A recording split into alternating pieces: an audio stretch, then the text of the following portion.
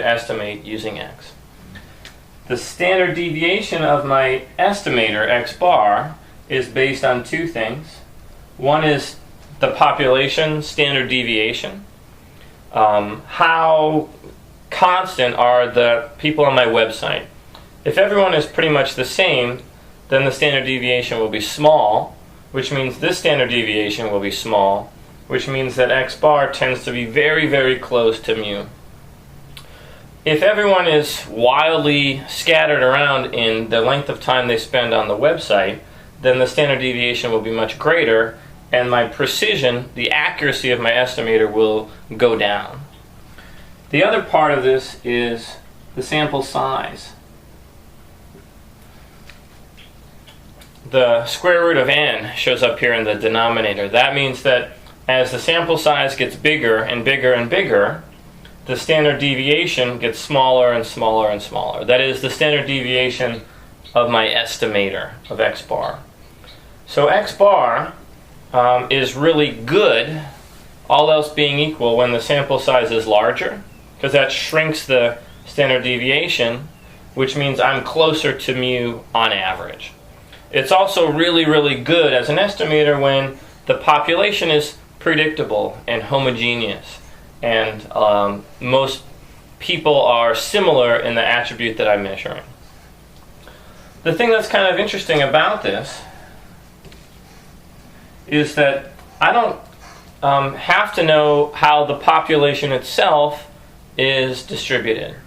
It might also be a normal mix of people, where some people spend a lot of time, some people spend little time, and it's a nice Gaussian bell curve. But it could be, in fact, anything.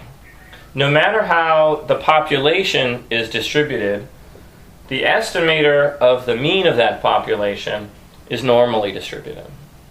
And that's going to be a really powerful connection between all of the probability theory that we know and putting it to work for analyzing data. Let me just give you one more variation on this, just to make sure, because there's a lot of important things going on. Usually with the population, I take one sample. But just for the sake of our imagination, imagine that you took a whole bunch of samples. You just kept taking samples from the population and looked at the mean of each of those samples.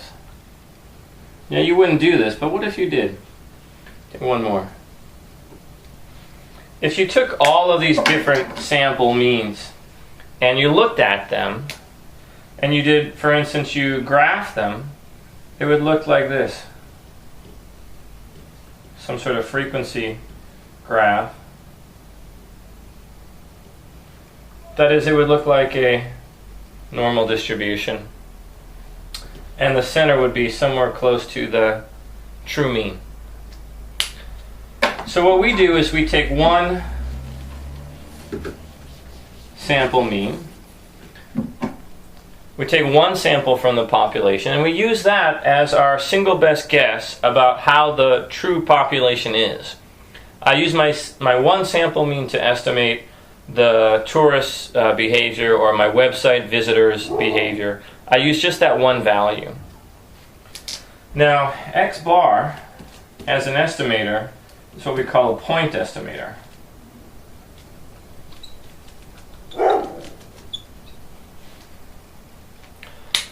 It's a point estimator because it's a single point. It's one number.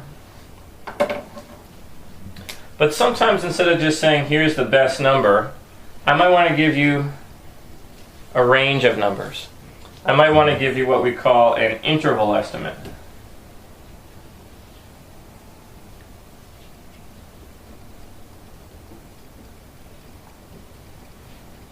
An interval estimator usually starts with a point estimator, and then it goes plus or minus a certain amount. And that plus or minus is going to be a useful way to give you a range of values centered about your single best guess, your point estimator. To calculate an interval estimate, we usually construct what we call a 95% confidence interval. Now it doesn't have to be 95%. You can do a 90%, you could be 99%. You can make that any number you want, but the industry standard for any industry tends to be 95%. 95% is useful, and you maybe remember this from earlier. 95% of the area in a normal distribution is within 2 standard deviations of the mean.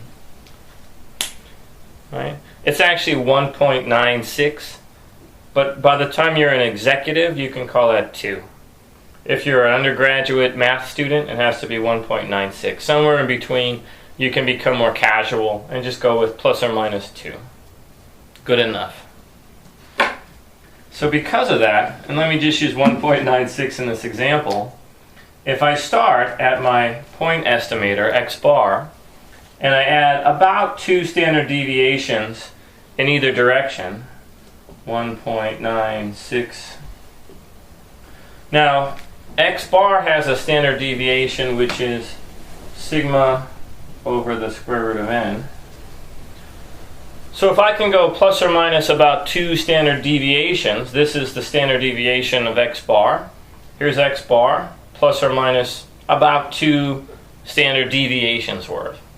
That's going to capture a range which is 95% of that probability symmetric.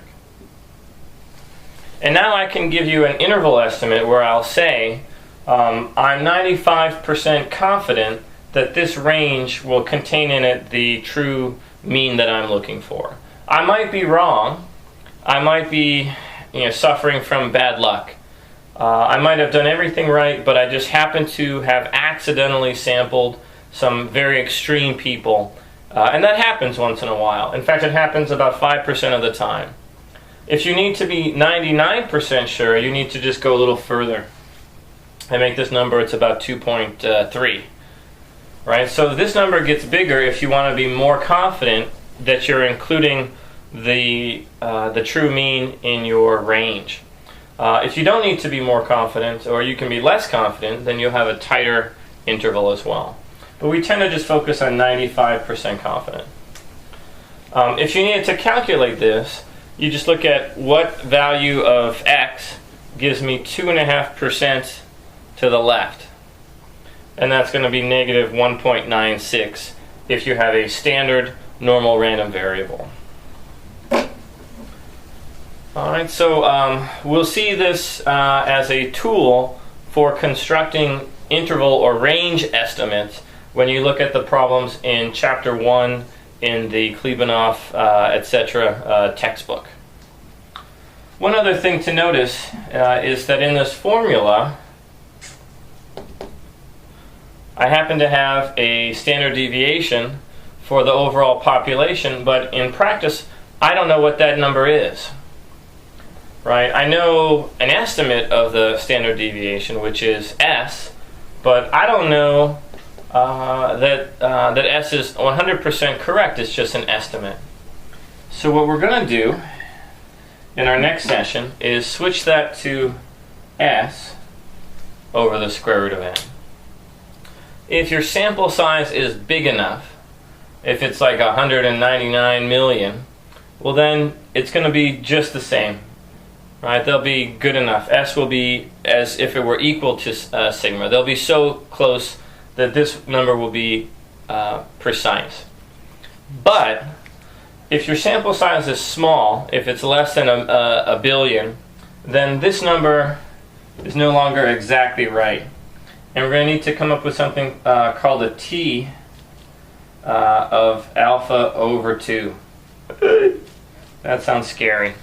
So let's take a break, grab a Sing beer or a cup of coffee, and we'll talk about a t-distribution, which is almost exactly the same as a normal distribution. The difference is that it has a little bit fatter tails, and that's a little bit shorter peak,